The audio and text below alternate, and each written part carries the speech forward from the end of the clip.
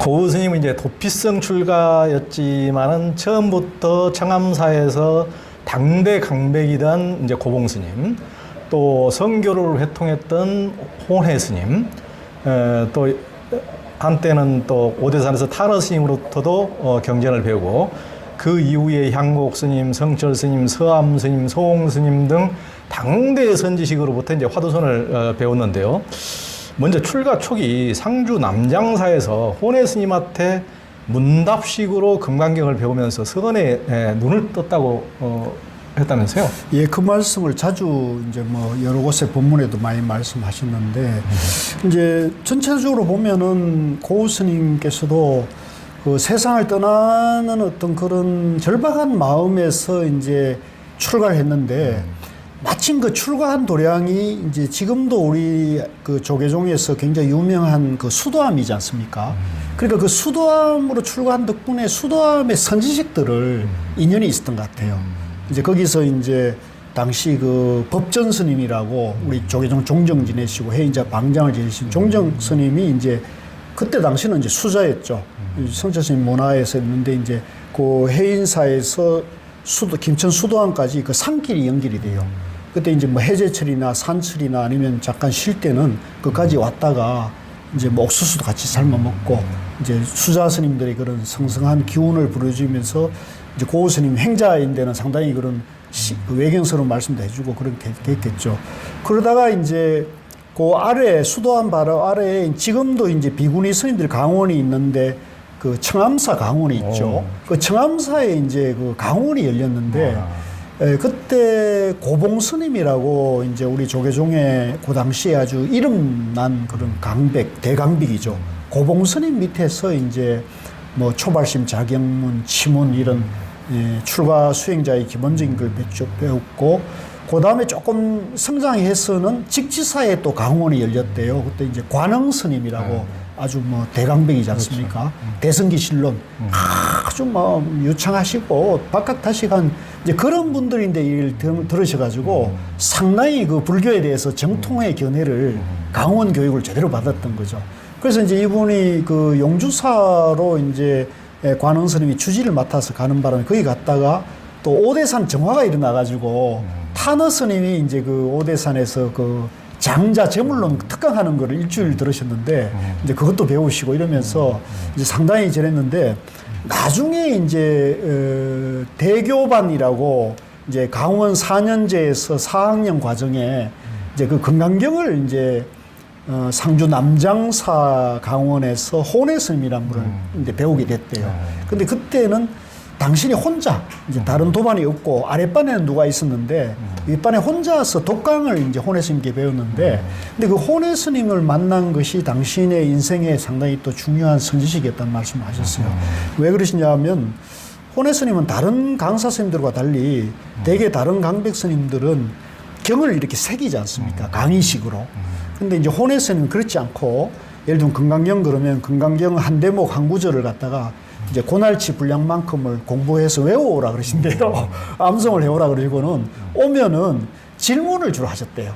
경을 새긴 게 아니고, 예를 들면 금강경 1분에 보면은 이제 법회 인주품이 있으면 법회가 이제 그 금강경이 이제 설해지는 배경을 짧잖아요.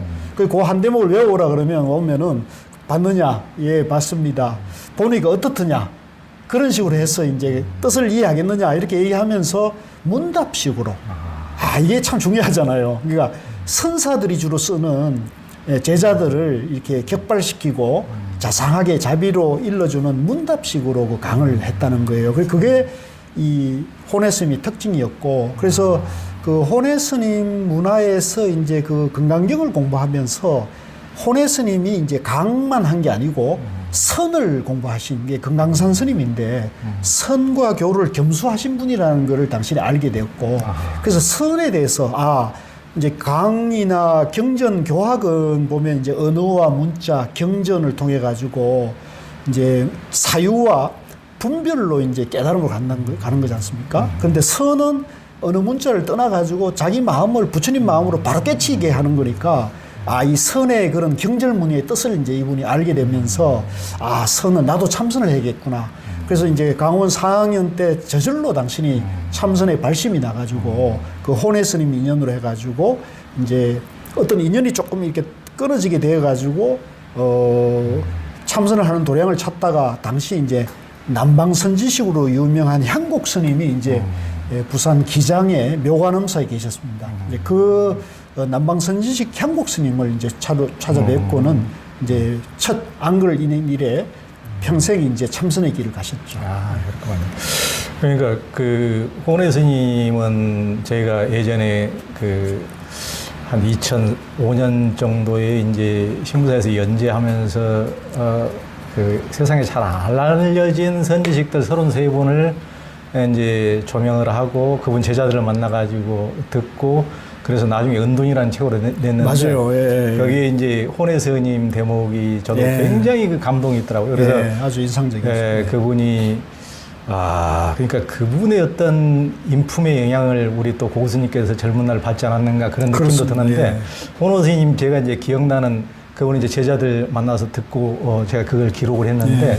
그러다 보니까 혼호 스님께서 그러니까 예전에 이제 6.25 때 얼마나 이제 힘들고 뭐 다 쫓겨다니고 그런 시절에 또 절도 계속 쫓겨다니고 불타고 그런 시절인데 그러다가 이제 그 광주 쪽에서 쫓겨온 어느 이제 젊은 보살이 스님아 이제 시봉하다가 이제 저 좀 걷어주세요 하니까 이제 스님이 걷어서 부부의 인연이 된 거예요.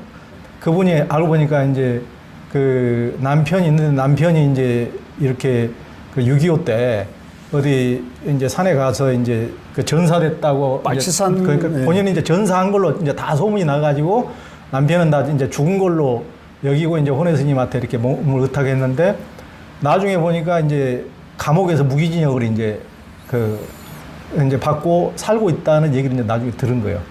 그걸 이제 수심에 차 있으니까 혼의 스님이 왜 그러냐고 물어보니까 실은 예전에 나하고 살던 우리 남편이 지금 잡혀서 무기징역으로 지금 살고 있다고 그러니까 혼의 스님께서 그러냐 걱정하지 말아라 그러면서 절에 이제 온 재산을 다 팔아가지고 그 남편 구명운동을 한 거예요.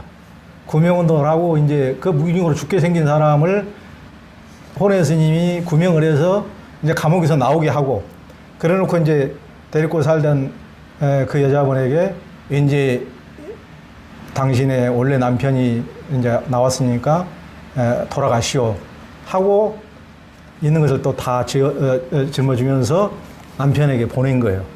그러니까 저는 이게 뭐 옛날 청정 수도의 뭐 관념으로 무슨 청정 비구였냐 아니냐 독신 승이냐 아니냐 이런 차원하고는 전혀 달리 세상에 이런 대보살이 있는가. 야, 이 관세음보살의 화연이 이런 게 아닌가. 어떤 궁량이 이 정도는 돼야 사람이 어불저불한 무슨 이제 독신 따지는 것과 전혀 다른 차원의 대보살이 아닌가 하면서 굉장히 이제 감동을 받은 적이 있거든요. 그래서 우리 고스님께서 혼의 스님한테 젊은 날 이렇게 배웠다 그러니까 정말 또 다른 이제 감동이 있었습니다.